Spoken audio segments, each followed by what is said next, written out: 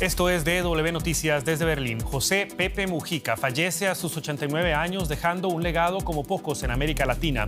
El expresidente de Uruguay será recordado por una agenda social progresista, políticas económicas controversiales y una voz que persistió muchos años después de haber dejado el poder. Estos son nuestros titulares. José Mujica murió por complicaciones derivadas de un cáncer de esófago en fase terminal. Haremos un repaso por su legado desde sus días como guerrillero hasta convertirse en un referente de la izquierda latinoamericana. Además, Donald Trump arranca su gira en Medio Oriente con lo que llama el acuerdo armamentístico más grande de la historia. Washington venderá a Arabia Saudita miles de millones de dólares en equipos militares, mientras Trump busca apoyo político contra Irán y un alto el fuego en la Franja de Gaza. Y la inflación en Estados Unidos baja por tercer mes consecutivo. Entre las causas se encuentra la caída de los precios del petróleo por la ralentización del crecimiento a nivel mundial. Tendremos todos los detalles en la economía.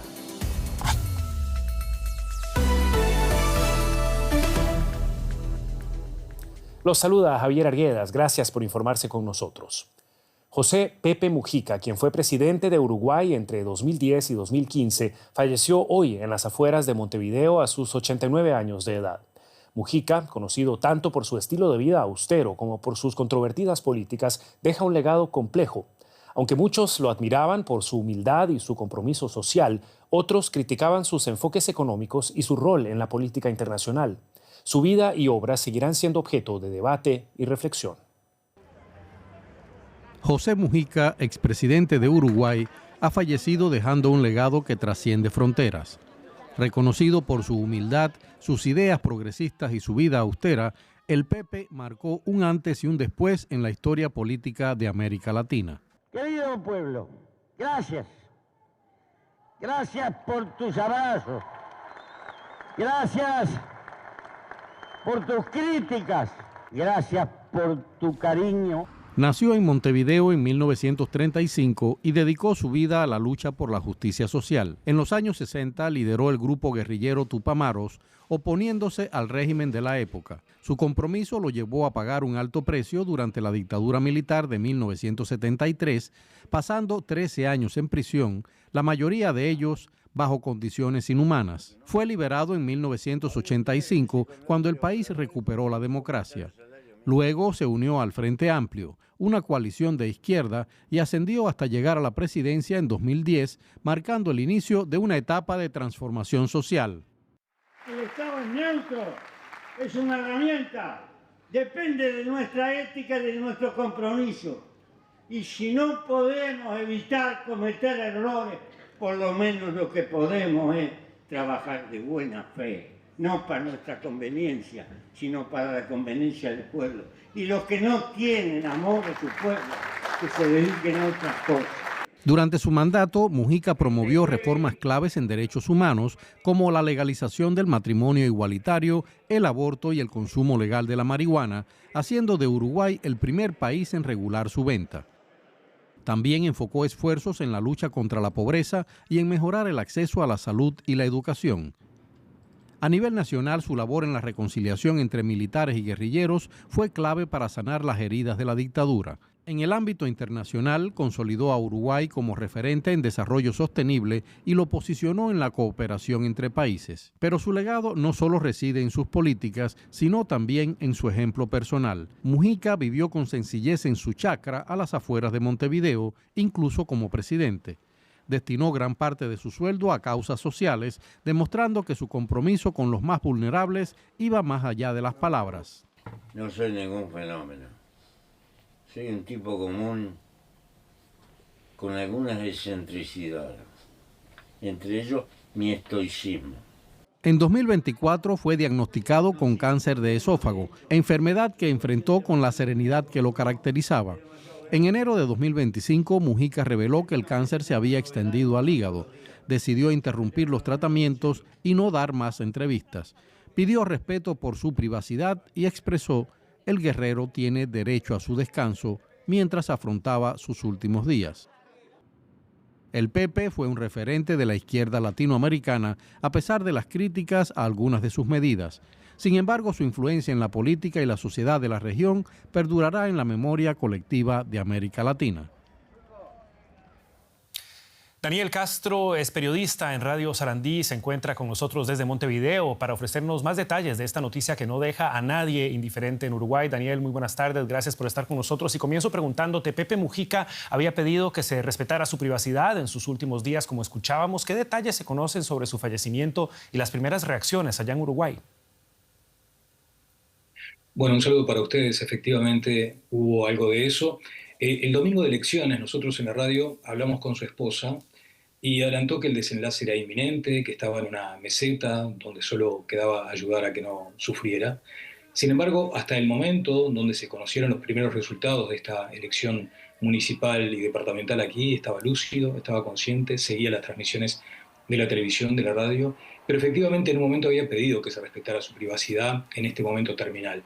Aún así, y a pesar de que había dicho efectivamente lo que ustedes manifestaban allí en el informe, que el guerrero necesitaba descansar, siguió concediendo entrevistas. La última, de hecho, a la radio en la que participo, porque quedó demostrado que fue un político hasta el último aliento. Me parece que eso lo refleja de cuerpo entero. O sea, dio la batalla por la política, sobre todo tratando de ser una suerte de cupido entre los jóvenes y la política. Él quería volver a enamorar a los jóvenes de nuestro sistema político aquí en Uruguay.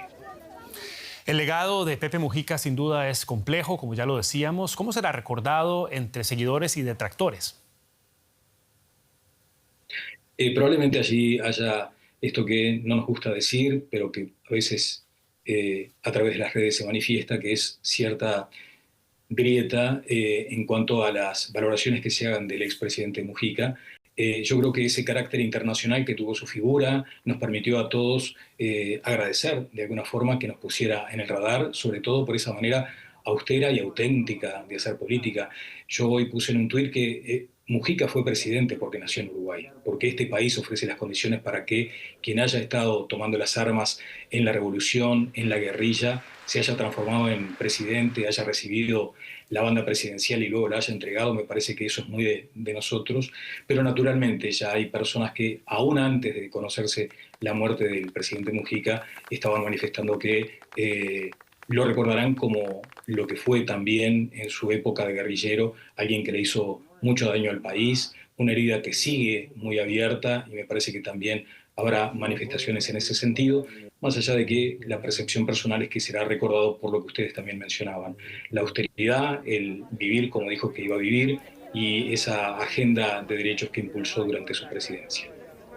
Reflexiones que sin duda seguiremos viendo a lo largo del día de hoy y los próximos días. Será el periodista Daniel Castro de Radio Sarandí desde Montevideo. Muchísimas gracias por esto y hasta una próxima ocasión. A ustedes.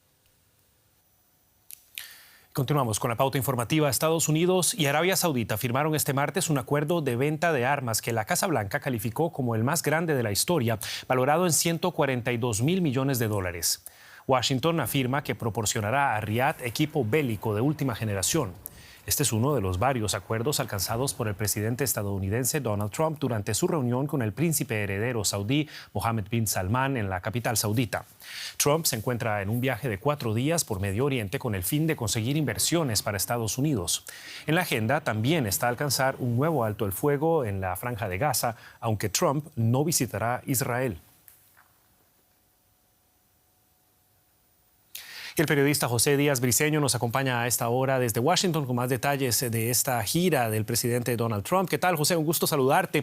¿Quiénes se benefician de este acuerdo y qué significa para la política exterior de Trump en Medio Oriente?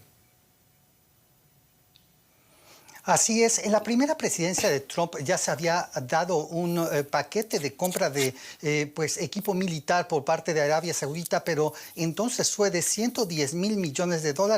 En esta ocasión son $142 mil millones y la Casa Blanca específicamente asegura que más de una docena de firmas ligadas al complejo militar estadounidense serán beneficiados. Nombres tan importantes y conocidos como Lockheed Martin, Raytheon y otras firmas que producen equipos en distintas áreas, incluyendo el área de monitoreo espacial y aéreo, también en las zonas marítimas, equipo para la vigilancia de fronteras y de comunicaciones, así como de construcción de misiles. Todas estas firmas serán beneficiadas. Y sin embargo, el presidente Trump dejó claro que al final de cuentas el hecho de que uno de sus principales socios esté contando con equipo militar estadounidense, a final de cuentas coloca a Washington en una posición estratégica en Medio Oriente.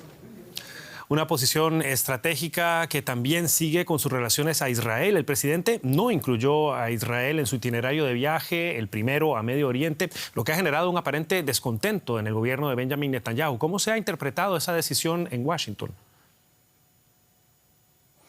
No hay que olvidar que Benjamin Netanyahu ha sido el primer líder extranjero en visitar la Casa Blanca en esta segunda presidencia de Trump, y sin embargo aquí en Washington la propia administración reconoce que hay una cierta frustración a pesar de ser uno de los principales aliados estadounidenses con la manera de hacer política del primer ministro Netanyahu, y es por eso que la propia Casa Blanca de Trump ha avanzado de manera independiente en una política exterior en Medio Oriente en asuntos tan delicados como hablar directamente con Hamas, el grupo terrorista en la Franja de Gaza, para la negociación de liberación de rehenes, también una negociación paralela a través de Omán con los rebeldes hutíes en Yemen, y al mismo tiempo una negociación también indirecta con el propio gobierno de Teherán, Irán, y esto se acumula con lo que hoy dijo Trump, la ayuda y el fin de las sanciones a Siria, algo que no necesariamente está bien visto en Israel,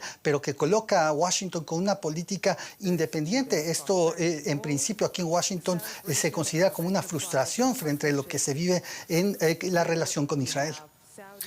Era el reporte de José Díaz Briceño ante la primera gira de Donald Trump a Medio Oriente. José, seguiremos pendientes de los próximos detalles en los próximos días. Hasta la próxima. Y es que Donald Trump también viajará a Qatar este miércoles. Allí se encuentra la mayor base militar de Estados Unidos en Medio Oriente. La seguridad será un tema primordial en la agenda del encuentro con el emir de Qatar, el jeque Tamim bin Hamad Al Thani. Pero la noticia del regalo por parte de la familia de Al Thani de un avión Boeing 747 de $400 millones enmarca esta visita. Trump dice que aceptará el regalo y lo usará como avión presidencial Air Force One, por lo menos temporalmente.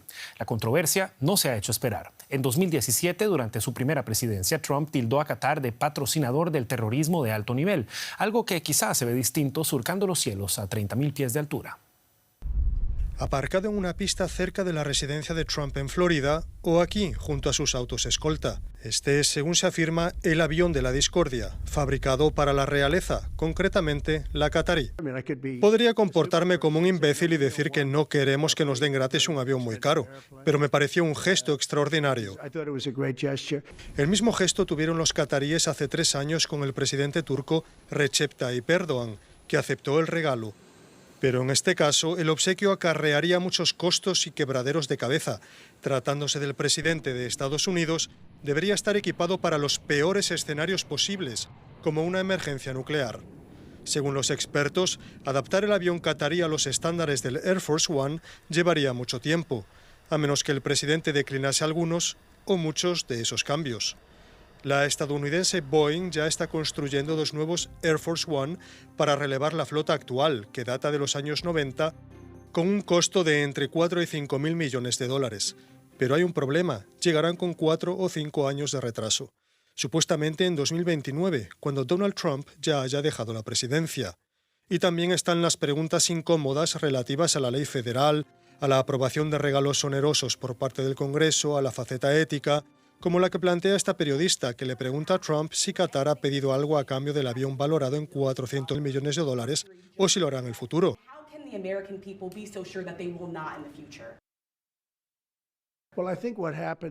Respecto a lo del avión, tengo que decir que estamos muy decepcionados de que Boeing esté tardando tanto tiempo en construir un nuevo Air Force One.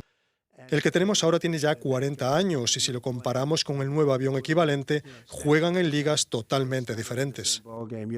Según Chuck Schumer, líder de la minoría en el Senado, que Trump acepte el regalo qatarí no es un simple soborno, es influencia extranjera de primer orden con espacio extra para las piernas. Si todo sale como Trump quiere, el avión catarí, reetiquetado como Air Force One y considerado uno de los regalos más valiosos recibidos por el gobierno de Estados Unidos, estará estacionado junto a su futura biblioteca presidencial una vez deje el cargo y seguirá disponible para su uso personal. Todo está por verse en el mandato de Donald Trump, pero uno de los temas cruciales de su campaña parece estar moviéndose. Andrés Blumenkranz está con nosotros en la economía. ¿Qué tal, Javier? Así es. Vamos a hablar de unas variables clave de las que están atentos muchos mercados. Es la inflación en Estados Unidos, que sorprendió este martes al retraerse hasta un 2,3% interanual, según los datos oficiales del Departamento de Trabajo. Es una décima porcentual menos que el 2,4% informado en marzo y es el tercer mes consecutivo de caída de la inflación, que llegó a alcanzar el 3% interanual en enero, alto nivel para la economía estadounidense. La reducción de los precios de la energía explica buena parte de esta retracción. El precio de los combustibles se redujo drásticamente, cayó hasta un 12% comparado con el año pasado, una consecuencia positiva de la caída del precio del petróleo provocada por el estancamiento de buena parte de la economía mundial. El dato de inflación de abril es el primero que incluye el efecto de los aranceles impuestos unilateralmente por Donald Trump. Y por supuesto, para hablar de economía en Estados Unidos, tenemos a nuestra corresponsal financiera en Nueva York, Ana Nieto. Ana, la inflación en abril en Estados Unidos mejora ligeramente pese a lo que se esperaba del efecto de los aranceles. ¿Cuál es entonces la causa y por qué se mantiene el pesimismo? Sí, la causa es lo que has comentado, la caída de los precios de los combustibles, también de otros servicios, han permitido enfriar los precios para mantenerlos bajo control en este primer mes con los aranceles más altos del año de momento. La transición a los precios de estos impuestos a la importación aún no se ha producido en la mayor parte de los bienes y hay varios motivos para ello. Lo vimos con las cifras del PIB del primer trimestre, en el que vimos que había muchas más importaciones de lo habitual para evitar los aranceles en las mercancías. Hubo mucha anticipación de compras, se construyeron inventarios y muchas de las ventas que se han producido en abril realmente no estaban gravadas con estos aranceles. Además, dados los pasos atrás y hacia adelante de la Casa Blanca, hay muchos negocios que pueden, por lo grande que tienen los márgenes, aguantar el impacto de estos aranceles y no pasarlo todavía a sus clientes. Pero con una tasa arancelaria que, tras el acuerdo que se ha llegado con China, todavía es en general del 18%, según el Budget Lab de Yale, de la Universidad de Yale, que es el más alto desde el año 1934, los analistas creen que el impacto va a llegar a partir del verano, cuando se tengan que hacer más compras, más importaciones, volver a reponer inventarios. Y un aval de todo esto lo da la recaudación, que en el mes de abril fue de 16.000 millones de dólares por aranceles, un 130% más que en abril del año pasado. Ana, Donald Trump está realizando una gira por Oriente Medio y en su escala en Arabia Saudita volvió a pedirle al presidente de la Reserva Federal, Jerome Powell, que baje las tasas de interés por esta evolución positiva de la inflación. Así que se mantiene la presión política, pero ¿qué pasa con los datos? ¿La presión económica sobre la política monetaria es también así? Powell está pacientemente y sin prisas, esperando los efectos en los datos de estas políticas que siguen pendiendo de muchas negociaciones y muchas decisiones que cambian el panorama arancelario y las expectativas sobre este casi semanalmente. Las expectativas inflacionarias van a mantener a la Fed con paciencia y sin mayores movimientos. Las apuestas es porque haya 2 rebajas de interés como mucho, pero es posible que no haya ninguna este año. Ana Nieto, en Nueva York, gracias por estas informaciones. Hasta la próxima. Gracias. China refuerza su influencia en América Latina. El presidente chino Xi Jinping recibió a los líderes de Chile, Brasil y Colombia, entre otros, en el marco del foro China-CELAC, que se celebra en Pekín. Oportunidad para que los dirigentes latinoamericanos y caribeños estrechen su relación comercial con el gigante asiático. Frente a los aranceles y a las tensiones con Estados Unidos, China se está presentando como un socio fiable a largo plazo para la región. Entre las iniciativas que propone figura la creación de un fondo de 9.200 millones de dólares para financiar proyectos de desarrollo, así como la firma de más de 40 acuerdos en sectores como agricultura, energía e inteligencia artificial. En una nueva edición del Foro China-CELAC se anunciaron avances significativos que los líderes latinoamericanos celebran como pasos concretos hacia una cooperación más estrecha.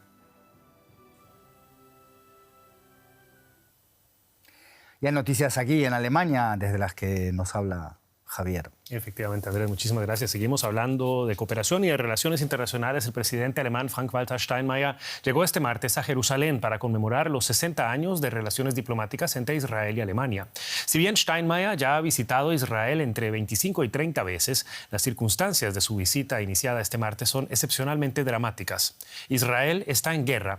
El ataque perpetrado por Hamas, grupo considerado terrorista por varios países, y la respuesta militar de Israel han desatado una dinámica destructiva que también ha sumido a la política y a la sociedad alemanas en la incertidumbre.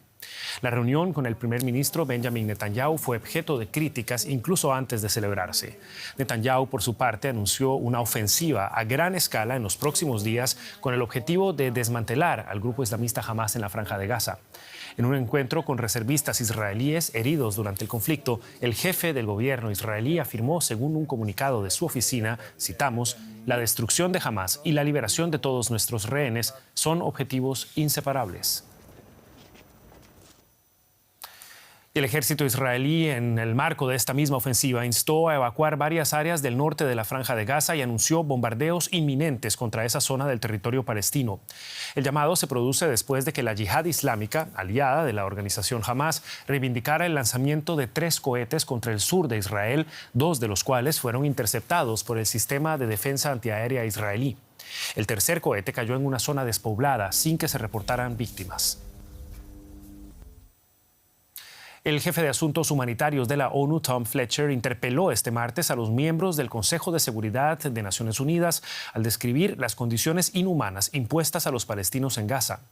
Fletcher les preguntó a los miembros del Consejo si harían algo para impedir el genocidio en la franja y les reclamó su responsabilidad ante la situación de la que han sido informados desde el comienzo de la guerra.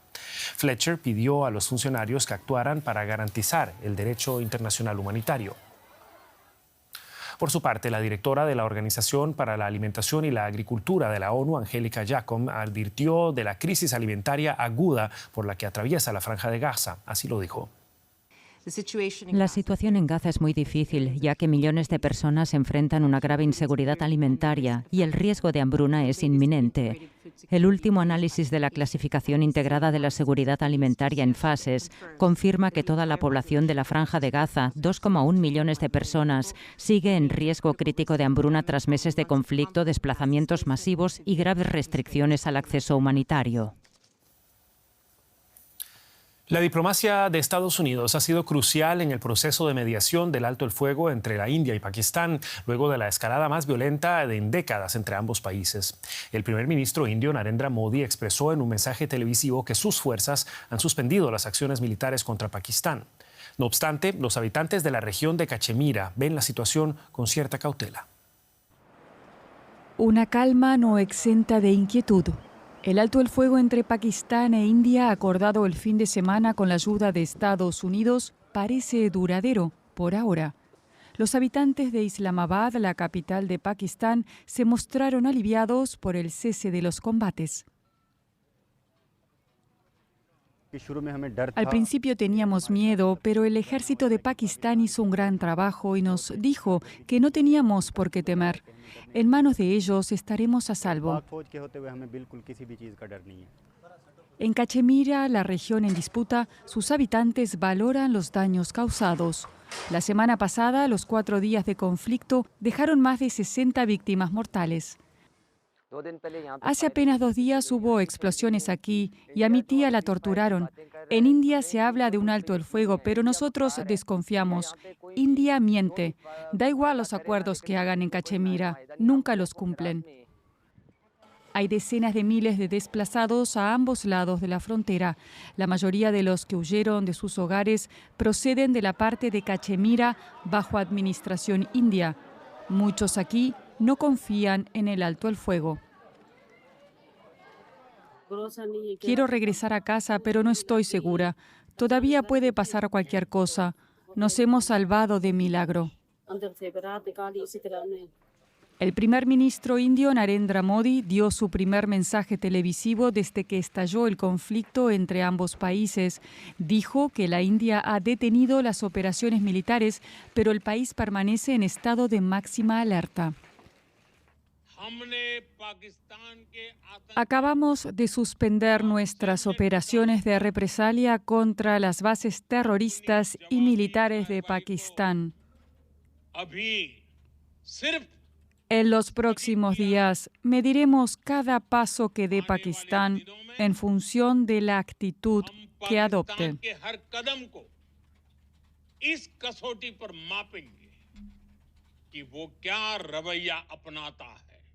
Este lunes, militares indios y pakistaníes iniciaron conversaciones para prolongar el alto el fuego. Mientras tanto, los habitantes permanecen a la espera de noticias y del final del conflicto. El actor francés de 76 años, Gérard Depardieu, fue condenado este martes en París a 18 meses de prisión con suspensión de pena por agresión sexual a 2 mujeres durante un rodaje en 2021. Aunque negó las acusaciones, el tribunal no consideró creíble su defensa. La sentencia coincidió con la apertura de la edición número 78 del Festival de Cannes. El actor había negado repetidamente cualquier delito, pero el juez dijo que su explicación de los hechos había sido poco convincente. Depardieu recurrirá el veredicto según su abogado. Y ya lo adelantábamos, durante las próximas 2 semanas el mundo del cine pondrá su mirada en la Costa Azul, donde hoy arranca el Festival de Cannes. Más allá del glamour de la alfombra roja y del prestigio del cine de autor, Cannes se ha consolidado como la gran plataforma de lanzamiento de Hollywood y el lugar para descubrir nuevas revelaciones, incluidos quizás los próximos vencedores del Oscar. Veamos algunos de los detalles en los próximos días. Y nos vamos con la noticia con la que abríamos este informativo: la muerte del expresidente de Uruguay, José Mujica, este martes a los 89 años de edad. Hacía un año que le habían diagnosticado un cáncer de esófago y él mismo decidió hace unos meses apartarse de la vida pública. Antiguo guerrillero tupamaru, gobernó Uruguay entre 2010 y 2015. Incluso durante la presidencia mantuvo su imagen humilde, residiendo en su chacra a las afueras de Montevideo. Hasta finales de 2024 mantuvo una videocolumna para esta casa, Deutsche Welle, Conciencia Sur, en la que resumía sus pensamientos, muy centrado en llegar a la juventud.